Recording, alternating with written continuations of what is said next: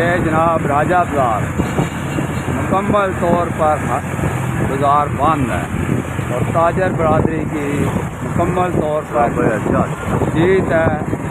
और इनका इत्तेहाद देखकर गवर्नमेंट को ऐसा फैसला करना चाहिए जो ताजर बरादरी के लिए बेहतर हो। इसलिए ताजर बरादरी तमाम पाकिस्तान आल पाकिस्तान सबको बहुत बहुत शुक्रिया जिन्होंने ताजरों के कहने पर हड़ताल की। और आज ये मेहरबानी करके गवर्नमेंट से ये गुजारिश है कि ये जो हड़ताल हुई है इसको मुकम्मल तौर पर आगे बढ़ाएं।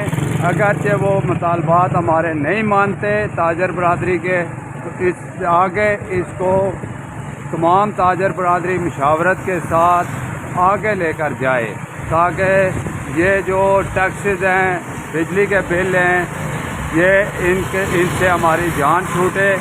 इसलिए हमें ये नामंजूर है।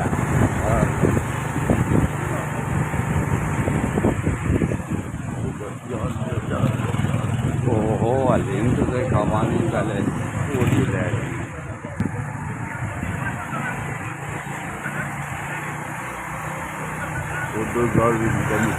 ये और यार का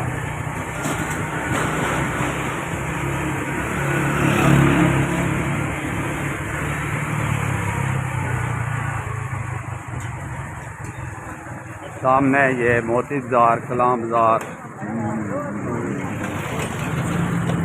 बंद है बाबा। ये अलीम वाला भी बंद है।